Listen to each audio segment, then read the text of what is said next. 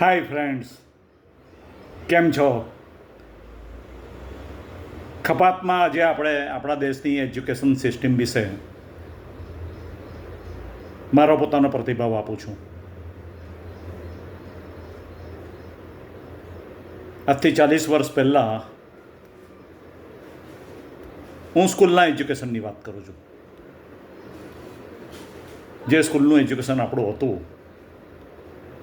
એમાં સરકારી સ્કૂલમાં આપણે ભણતા એકદમ સામાન્ય ફી હતી.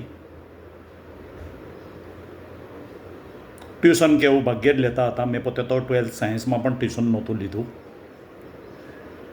અને સારામાં સારા માર્ક 12th સાયન્સમાં પણ લાવ્યો છું.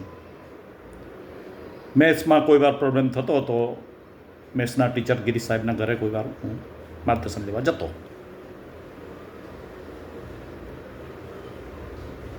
આજે આપણે જોઈએ, અને તે વખતે પહેલાં ધોરણ પહેલાં ખાલી બાળ મંદિર હતું, એક જ વર્ષ. આજે 40 વર્ષ પછી આપણે સ્કૂલના એજ્યુકેશનની પરિસ્થિતિ જોઈએ તો શિક્ષણની પથારી ફરી ગઈ છે. ખાનગી સ્કૂલોનો રાફડો ફાટ્યો છે. પહેલાં ધોરણ પહેલાં 4 વર્ષ બાળક પ્રી સ્કૂલમાં ભણે.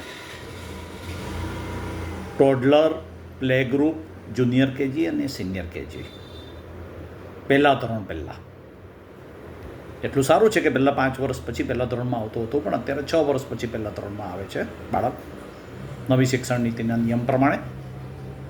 પણ પહેલાં ધોરણ પહેલાં 4 વર્ષ બાળક ભણે અને પ્રી સ્કૂલમાં 30-40 હજાર રૂપિયા ફી વર્ષે પડાવવામાં આવે છે. સરકારી સ્કૂલો હજુ છે, સરકારે સરકારી સ્કૂલો બંધ નથી કરી, પણ ખાનગી સ્કૂલોનો રાફડો એવો ફાટી નીકળ્યો છે અને એવું માસ હિપ્નોટિઝમમાં પેરેન્ટ્સ આવી ગયા છે કે ખાનગી સ્કૂલોમાં જ શિક્ષણ સારું છે, સરકારી સ્કૂલોમાં શિક્ષણ સારું નથી. અને આટલી હેવી ફી ભરીને ખાનગી સ્કૂલોમાં બાળકને પઢાવવામાં આવે છે. ફી ઉપરાંત યુનિફોર્મના પૈસા અલગ, પુસ્તકોના પૈસા અલગ, બૂટ અને મોજાના પણ પૈસા અલગ. એ પણ ઘણીવાર તો સ્કૂલ જ્યાં કહે ત્યાંથી જ લેવાનું હોય. એટલે રીતસર ઉઘાડીની લૂંટ ચાલે છે અને પેરેન્ટ્સો ખુશી ખુશીથી લૂંટાય છે. એમને ખબર બી નથી પડતી કે અમે લૂંટાઈએ છીએ. ખાનગી સ્કૂલોમાં શિક્ષકો ક્વોલિફાઈ હોય છે, નહીં તો સરકારી નોકરી મળે જ નહીં. ક્વોલિફિકેશનની રીતે ખાનગી સ્કૂલોમાં કરતાં સરકારી સ્કૂલોના શિક્ષકોનું ક્વોલિફિકેશન અને ગુણવત્તા ડેફિનેટલી સારી હોય છે. છતાં પણ આ પરિસ્થિતિ છે. હવે એમાં શું કરીએ આપણે? બીજું,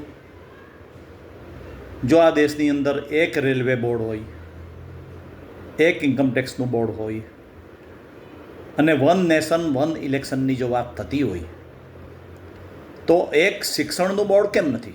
એક એજ્યુકેશનલ બોર્ડ પણ હોવું જોઈએ કે જેમાં આખા દેશની અંદર દરેક ધોરણની અંદર સિલેબસ એક સરખું હોય. પહેલાં ધોરણથી 12મા ધોરણ સુધી એક સરખું સિલેબસ. નો ડાઉટ લેંગ્વેજ અલગ અલગ હોઈ શકે છે. ગુજરાતી ઇંગ્લિશ મીડિયમ હોઈ શકે, ગુજરાતી મીડિયમ હોઈ શકે, હિન્દી મીડિયમ હોઈ શકે, મરાઠી મીડિયમ હોઈ શકે, બીજી કેટલીક લોકલ રિજિયોનલ લેંગ્વેજમાં પણ મીડિયમ હોઈ શકે છે. પણ સિલેબસ ઇટસેલ્ફ જે ખરું તે આખા દેશમાં એક જ હોય અને આખા દેશનું એક જ એજ્યુકેશનલ બોર્ડ કેમ નહીં હોઈ શકે? જો વન નેશન વન ઇલેક્શનની વાત હોય, વન ઇન્કમટેક્સનું બોર્ડ હોય, એક રેલવે બોર્ડ હોય, તો એક એજ્યુકેશનલ બોર્ડ પણ હોઈ શકે છે. શિક્ષણ દેશનું બહુ મહત્ત્વનું અંગ છે. એ કોઈ વ્યક્તિને શિક્ષિત કરીને પૈસા બનાવવાનું સાધન નથી કે ભણી ગણીને સારી નોકરી મળે કે વ્યવસાય કરે અને પૈસા કમાય. સમાજના ઘડતરનું આ એક બહુ મહત્ત્વનો માધ્યમ છે. એમાં જો આવી ઉઘાડી લૂંટ ચાલે અને ભ્રષ્ટાચાર ચાલે, પેપર ફૂટવાનું ને બધું પણ આપણે જોઈએ છીએ, તો એ સમાજનો આખો પાયો જ હચમચી જશે. અમેરિકાની જે તાકાત છે તે અમેરિકાની શિક્ષણ વ્યવસ્થા છે.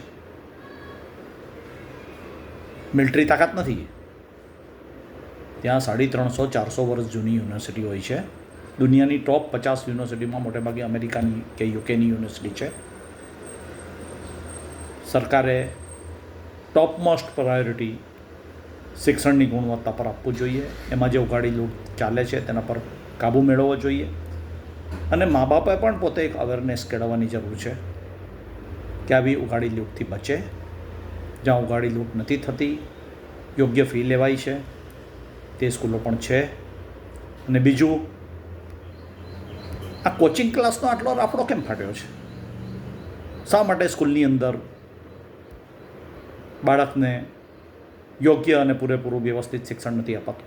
કોચિંગ ક્લાસની જરૂર શું છે? નાના બાળકો કોચિંગ ક્લાસમાં જાય. બહુ દુઃખ અને પીડાની વાત છે અને આક્રોશની વાત છે.